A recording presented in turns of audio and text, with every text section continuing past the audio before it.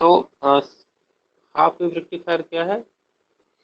Rectifier अर्ध तरंग दृष्टिकारी वह परिपथ होता है जिसमें एसी इनपुट के केवल एक अर्ध चक्र में एक दिशीय यूनिडायरेक्शनल या डीसी आउटपुट प्राप्त होती है। तो मैंने आपको यूनिडायरेक्शनल बताया।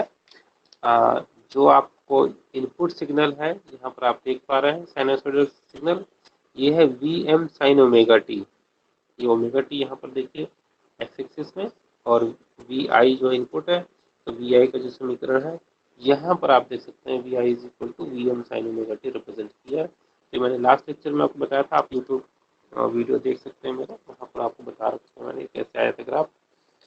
तो ये पॉजिटिव हाफ साइकिल दिखा रखी है, यहाँ से फिर ये negative half cycle, volt V M की वैल्यू माइनस में, अब यहाँ पर वी आई की वैल्यू माइनस में चल रही है, ये नेगेटिव हाफ साइकिल कहलाता है। पाई से 2 पाई का जो है नेगेटिव हाफ साइकिल, फिर 2 पाई से 3 पाई पॉजिटिव हाफ साइकिल, फिर 3 पाई से 4 पाई नेगेटिव हाफ साइकिल, है ना? देखो नेगेटिव हाफ साइकिल जा रही है, ये पॉजिटिव हाफ साइकिल। तो ये जो दृष्टिकारी है, अर्ध तरंग दृष्टिकारी देखा है इसमें हमने, इसमें आप देख पा रहे हैं कि यहाँ पर केवल पॉजिटिव हाफ साइकिल के में तो आपको पॉजिटिव वोल्टेज, आउटपुट वोल्टेज मिलता है, लेकिन नेगेटिव हाफ साइकिल में कोई वोल्टेज नहीं मिलता, जीरो वोल्टेज मिलता है। फिर पॉजिटिव में मिला आपको, पॉजिटिव हाफ साइकिल वैसी की वैसी मिल गई, नेगेटिव फिर शून्य, पॉजिटिव में फिर यहाँ पे मिल जाएगी आपको। तो इस प्रकार से केवल एक दिशा में ही हमें आउटपुट मिलता है। तो यही हमने बात की थी इसमें डेफिनेशन में कि अर्ध तरंग दृष्टिकारी वह परिपथ होता है जिसमें एसी इनपुट की केवल एक अर्ध चक्र में एक दिशीय डीसी आउटपुट प्राप्त होती है। ठीक है, एक यूनिडायरेक्शनल डीसी आउटपुट प्राप्त होती है। तो अब इसका सर्किट देखते हैं कैसा होता है। सर्किट डायग्राम आप देख रहे हैं, ये हमारा एसी इनपुट लगा हुआ है, ये ट्रांसफार्मर है, ट्रांसफार्मर की ये प्राइमरी साइड है, प्राइमरी वाइंडिंग में यहाँ पर एसी इनपुट लगा हुआ है। ये सेकेंडरी वाइंडिंग है, इसको S1 S2 से रिप्रेजेंट किया, इधर P1 P2 से रिप्रेजेंट किया हुआ है। तो V I is equal to V M sine omega T, है ना, ये मैंने अभी वहां पर दिखाया था आपको ग्राफ में। तो V I is equal to V M sine omega T. यहाँ पर आपने डायोड, एक सिरे से डायोड जोड़ा, डायोड का पी साइड, और डायोड का एन साइड जो है उससे रेजिस्टेंस जोड़ते हुए वापस ट्रांसफार्मर के सेकेंडरी वाइंडिंग के दूसरे टर्मिनल पर टर्मिनेट कर दिया, S2 पर टर्मिनेट कर दिया। ठीक है, तो इस प्रकार से एक पूरा सर्किट यहाँ से यहाँ तक बन गया। ठीक, ट्रांसफार्मर लगाने का क्या फायदा है कि ट्रांसफार्मर लगाने से ये फायदा है कि आपका जो इनपुट साइड का सोर्स है और जो आउटपुट साइड का सर्किट है, ये आपस में इलेक्ट्रिकली तो कनेक्टेड है, लेकिन फिजिकली कनेक्टेड नहीं है। फिजिकल कनेक्शन मतलब यहाँ से यहाँ तार जुड़ी हुई नहीं है, P2 से S2 की कोई तार नहीं जुड़ी हुई है, P1 से S1 की कोई तार नहीं जुड़ी हुई है। ठीक है, तो ट्रांसफार्मर में आपने देखा भी था, ट्रांसफार्मर वाली वीडियो से आप दोबारा देख सकते हैं, वहाँ आपने देखा था कि हमारा जो है ये इलेक्ट्रिकल कनेक्टिविटी तो दे देता है ट्रांसफार्मर, लेकिन फिजिकल कनेक्टिविटी कुछ भी नहीं होती है। और ये किस सिद्धांत पर कार्य करता है? ये हमारा विद्युत चुंबकीय प्रेरण, इलेक्ट्रोमैग्नेटिक इंडक्शन प्रिंसिपल पर ही काम करता है ट्रांसफार्मर। तो ये क्वेश्चन ऑब्जेक्टिव पूछा था कि ट्रांसफार्मर किस सिद्धांत पर काम करता है। देखिए, जब भी आप पढ़ें तो ये मत सोचिए कि हम एक रेक्टिफायर ही पढ़ रहे हैं। जो चीज़ इसमें बताई जाए सब चीज़ों को, क्योंकि हमारे पास सभी कुछ सिलेबस में होता है, तो सभी चीज़ें ध्यान देनी चाहिए। ठीक है, तो सभी चीज़ों को नोटिस करना चाहिए। अब देखिए सर्किट में क्या है, जिसका पेपर दिखाया गया है, एसी वोल्टेज जिसका ट्रांसफार्मर टी की प्राइमरी वाइंडिंग P1 P2 से संयोजित करते हैं, तो इसमें इसके बारे में जिक्र कर रखा है। अब जो हम सर्किट डायग्राम देख रहे हैं, ये तो हमारा सर्किट डायग्राम था। अब पॉजिटिव हाफ साइकिल में इसका डायग्राम कैसा होगा? तो पॉजिटिव हाफ साइकिल में ये इन्होंने डायोड को रिप्लेस किया हुआ है, यहाँ पर R1 वो RF से, और यहाँ पर अगर बायस है तो शॉर्ट सर्किट कर दिया। देखो अगर बायस क्यों होगा ये जानना जरूरी है। पॉजिटिव हाफ साइकिल में अगर बायस क्यों होगा बता सकते हैं? पॉजिटिव हाफ साइकिल में अगर बायस क्यों होगा? चलिए मैं आपको समझाता हूँ। देखिए पॉजिटिव हाफ साइकिल में हो क्या रहा है,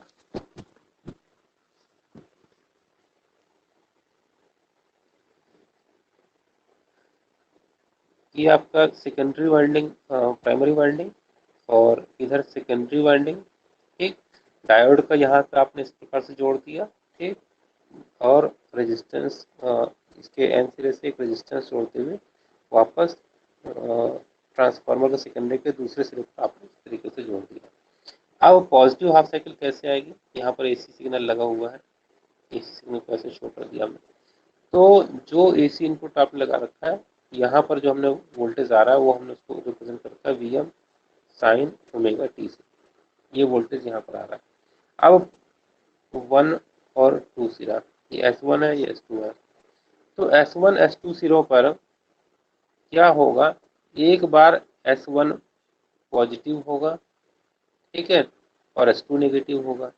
ये स्थिति कब रहेगी, ये स्थिति कब रहेगी, पॉजिटिव हाफ साइकिल में। और दूसरी स्थिति क्या होगी कि S1 नेगेटिव और S2 पॉजिटिव, ठीक। ये कब स्थिति आएगी, जो आपकी नीचे वाले अर्ध चक्र चलेगा, ये वाला अर्ध चक्र चलेगा। क्योंकि होगा क्या कि इस सिरे पर जब पॉजिटिव आया तो यहाँ पर पॉजिटिव हो गया, तो यहाँ पर नेगेटिव रहेगा। तो जब पॉजिटिव अर्ध चक्र यहाँ पर खत्म हो जाएगा, 0 से पाई तक में खत्म हो जाएगा। पाई के बाद की अगर बात करें तो यहाँ पर नेगेटिव हो जाएगा, S1 नेगेटिव हो गया और S2 पॉजिटिव होगा, ठीक है। तो अब जब ये कंडीशन है, ये क्या है, पॉजिटिव अर्ध चक्र की बात चल रही है, तो ध्यान से समझ लीजिएगा, क्योंकि ये मिस हो गया तो बड़ी दिक्कत है। पॉजिटिव अर्ध चक्र की बात चल रही है। पॉजिटिव अर्ध चक्र में क्या होगा, ये डायोड के सिरे पर यहाँ पर प्लस हुआ, ठीक है, और ये सिरा जो है यहाँ से इस प्रकार से नेगेटिव जुड़ा हुआ है। तो अगर आप पीएन जंक्शन डायोड की बात करें तो पीएन जंक्शन डायोड की क्या स्थिति है, डायोड का पी सिरा प्लस से, डायोड का एन सिरा माइनस से जुड़ा हुआ है। तो ये कंडीशन होती है फॉरवर्ड बायस की, ठीक। तो आइडियल डायोड, प्रैक्टिकल डायोड की बात करें तो चलो प्रैक्टिकल डायोड की बात करें अगर, तो हमने ये देखा था उसमें इस प्रकार से हमारा ये इक्विवेलेंट सर्किट अभी हमने देखा था इसका पिछले वीडियो में। तो इसको अगर हम हटाना चाहें, ठीक है, तो अगर हम आइडियल डायोड की बात करें तो ये दोनों चीज़ें खत्म हो जाएंगी। तो फॉरवर्ड बायस में आइडियल डायोड के लिए सिंपल शॉर्ट सर्किट हो जाएगा। और अगर आप ये आइडियल डायोड नहीं कहना चाह रहे हैं तो आपको ये भी थोड़ा सा वोल्टेज, ये कटिन वोल्टेज वाला जो वोल्टेज होता है, पोटेंशियल बैरियर का जो वोल्टेज है वो, और एक रेजिस्टेंस ये दर्शाना होता है, ठीक। तो जब बाकी शॉर्ट तो खैर चलो होगा ही होगा, जो होगा फॉरवर्ड बायस में इसका इक्विवेलेंट सर्किट बन जाएगा। तो ये तुल्य सर्किट है बेसिकली फॉरवर्ड बायस में। लेकिन हम क्या करते हैं, अभी सिंप्लिसिटी के लिए, आसानी से समझने के लिए, हम इन दोनों को ये नहीं मानते हैं। हम कहते हैं कि ये आदर्श डायोड है। हमने जो लगाया है वो कैसा डायोड लगाया हुआ है, आदर्श डायोड लगाया हुआ है। तो आदर्श डायोड फॉरवर्ड बायस में कैसा व्यवहार करता है, आदर्श डायोड के लिए फॉरवर्ड बायस में सिंपल शॉर्ट सर्किट मतलब तार जोड़ दिया आपने दोनों सिरों पर, डायोड खत्म, यहाँ से डायोड यहाँ हटा करके इसके बीच में सिंपल एक तार आपने इस तरीके से जोड़ दी, इसको बोलते हैं शॉर्ट सर्किट। तो फॉरवर्ड बायस में ऐसा सर्किट इसका बन जाएगा। तो अगर हम यहाँ पर इस फॉरवर्ड बायस को रखा है, तो फॉरवर्ड बायस होते ही ये डायोड को हम शॉर्ट से हटा सकते हैं। तो हमारा जो सर्किट, जो इक्विवेलेंट सर्किट बनेगा, क्या बनेगा, इक्विवेलेंट सर्किट इस प्रकार से यहाँ पर शॉर्ट आ जाएगा, ठीक। और यहाँ पे रेजिस्टेंस आ गया, ठीक है, और यहाँ पर आउटपुट वोल्टेज, ठीक। तो यही चीज़ बना रखी है, अभी हम बुक में देखेंगे। जब हमारा रिवर्स बायस होगा तो क्या स्थिति बनेगी, रिवर्स बायस में S1 नेगेटिव S2 पॉजिटिव, मतलब सॉरी नेगेटिव अर्ध चक्र की अगर बात करें तो S1 नेगेटिव और S2 पॉजिटिव। तो यहाँ पर S1 नेगेटिव है, तो यहाँ पर तीसरा डायोड का किससे जुड़ गया, नेगेटिव जुड़ गया, और एन सिरा किससे जुड़ गया, प्लस से। तो डायोड हो गया रिवर्स बायस। रिवर्स बायस में आदर्श डायोड कैसे व्यवहार करता है, रिवर्स बायस में आदर्श डायोड कैसे व्यवहार करता है, ओपन सर्किट की तरह व्यवहार करता है, ठीक है। तो ओपन सर्किट यहाँ पर हो गया। ओपन सर्किट होते अब सर्किट जो हम तुल्य सर्किट बनाएंगे, जो हमारा अब जो सर्किट बनेगा रिवर्स नेगेटिव हाफ साइकिल के लिए, वो ऐसा सर्किट बनेगा, ठीक है। तो ये दोनों सर्किट मैंने आपको बना के दिखाया, हम यहाँ पर बुक में आके समझते हैं इस चीज़ को। तो यहाँ पर आप देख रहे हैं कि आदर्श डायोड माना गया है। आदर्श डायोड में यहाँ पर एक ये डायोड को फॉरवर्ड रेजिस्टेंस भी इन्होंने माना है, ठीक है, जबकि आपका VT हटा रखा है, ठीक।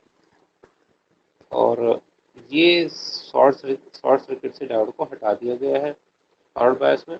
बाकी सर्किट ऐसे ही है। यहाँ पर हमें वी आउटपुट का ग्राफ खींचना है, कितना वी आउटपुट यहाँ पर हमें मिलेगा उसका ग्राफ खींचना होगा हमें, ठीक। और यहाँ पर अगर हम देखें रिवर्स बायस में ये ऋणात्मक अर्धचक्र है, ऊपर वाला तो धनात्मक अर्धचक्र हो गया, नीचे वाला कैसा है, ऋणात्मक अर्धचक्र की बात कर रहे हैं। ऋणात्मक अर्धचक्र में क्या है, ये ओपन सर्किट हो गया है। ओपन सर्किट होते ही क्या हुआ है, यहाँ पर हमने जो धारा यहाँ से जा रही थी वो धारा नहीं जाएगी, यहाँ पर आउटपुट वोल्टेज हो गया शून्य, और इधर जो आउटपुट वोल्टेज है, जो इनपुट पे वोल्टेज आ रहा है वही आपका आउटपुट पे वोल्टेज लगभग मिल जा रहा है, ठीक, वही वोल्टेज मिल जा रहा है। तो मुझे लगता है कि आपको ठीक से समझ में। अब इसको हमें कैसे काम करता है यहाँ पर हम देख लेते हैं। तो पॉजिटिव हाफ साइकिल में क्या हुआ कि हमारे पास पॉजिटिव हाफ साइकिल में क्या हुआ, पॉजिटिव हाफ साइकिल में यहाँ पर हमें डायोड फॉरवर्ड बायस हुआ था, तो सर्किट में जो धारा जो है वो पूरी यहाँ से यहाँ तक बहेगी, इस प्रकार से धारा बहती हुई जाएगी और लोड में भी धारा जाएगी, और जो आपका वोल्टेज यहाँ पर है वही वोल्टेज लगभग आपको यहाँ पर मिल रहा है। ये आर एफ हम लगने मान ले अगर, तो V I V D C is equal to V I हमें मिल जाएगा। तो वी आई क्या है, V M sine omega t. तो जैसा वी आई यहाँ पर है वही वी आई की स्थिति यहाँ आउटपुट टर्मिनल पर हो रही है, ठीक है। तो आउटपुट वोल्टेज हमारा जैसा इनपुट है वैसे ही मिल जाएगा। इसीलिए फॉरवर्ड बायस में अगर आप देखें यहाँ पर हमें जो आउटपुट मिल रहा है वो पॉजिटिव हाफ साइकिल में वही मिल रहा है जैसा कि इनपुट में था। आउटपुट वोल्टेज कैसा मिल रहा है, जैसा आपको इनपुट में प्राप्त मिल रहा था, ठीक है। तो मुझे लगता है कि ये समझ में आ गया होगा। अगर इसको यहाँ पर देखो इन्होंने सॉल्व कर रखा है, परिपथ में प्रवाहित धारा अगर निकालना चाहे तो I is equal to V M sine omega t upon R F plus R F, ठीक है। तो यहाँ से वी एम और यह कॉन्स्टेंट वैल्यू अलग हो गई, तो I is equal to I M sine omega t हो गया, तो धारा का भी समीकरण निकल गया, ठीक। क्योंकि धनात्मक आदर्श चक्र में omega T is equal to 0 से पाई तक होता है, अतः हम कह सकते हैं कि आई एम ओमेगा 0 से 2 पाई तक के लिए क्या वैल्यू होगी, आई इंटू आर एल। तो वी आउटपुट कितना आएगा, 20 into R L sine omega T, ठीक। ये समीकरण निकल गया। तो एक्चुअल समीकरण अब क्या आ गए finally, v is equal to V M bracket के अंदर R L over R L plus R F और साइन ओमेगा टी।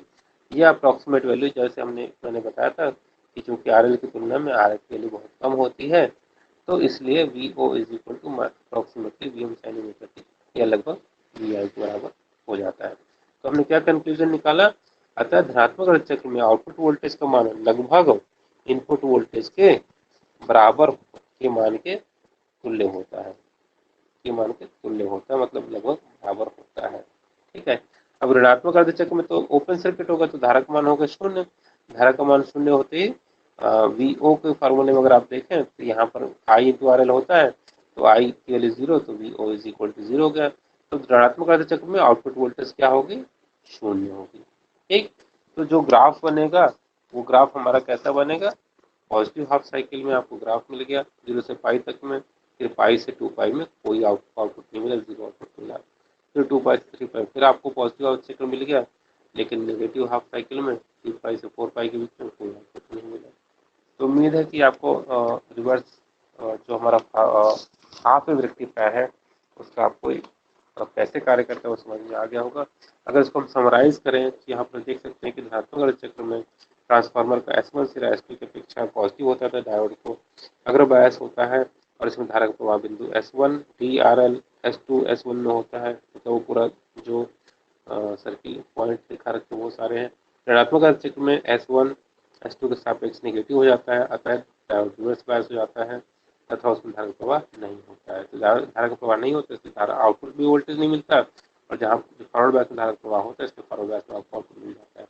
तो हम ये जान गए हैं कि हाफ वेव रेक्टिफायर में हमें जो है, जो अगर इनपुट और आउटपुट के बीच में ग्राफ खींचे तो इनपुट जो है ओमेगा टी और यहाँ पर आउटपुट जो है ओमेगा टी, तो इनपुट की पॉजिटिव हाफ साइकिल और नेगेटिव हाफ साइकिल इस तरह से हमने बना दी। इसके करस्पॉन्डिंग बिल्कुल ऐसे ही खींचना है आपको, ये टाइमिंग वगैरह मैच करके करनी है सारी, ठीक। पॉजिटिव हाफ साइकिल में आपको एक ग्राफ वैसे ही मिल गया, नेगेटिव हाफ साइकिल में कोई भी धारा नहीं मिलेगी, पॉजिटिव में फिर मिल गई, नेगेटिव फिर कोई नहीं मिलेगी, ठीक है। इस प्रकार से साइकिल चलती रहती है। तो ये जो है क्योंकि एक साइड में धारा मिल रही है, एक साइड में वोल्टेज मिल रहा है, इसलिए इसको बोलते हैं डीसी आउटपुट। ठीक है, लेकिन अभी आप देख रहे हैं प्योर डीसी नहीं, क्योंकि डीसी का मैंने आपको बताया था कि डीसी तो बिल्कुल फ्लैट होता है, प्योर नहीं है। तो इसको हम प्योर बनाने के लिए डिफरेंट टाइप के फिल्टर्स यूज़ करते हैं। तो उम्मीद है कि ये समझ में आया होगा। कोई अगर डाउट हो तो जरूर से जरूर आप पूछिए, कमेंट करके वीडियो में बताइएगा। थैंक यू फॉर आपके व्यक्ति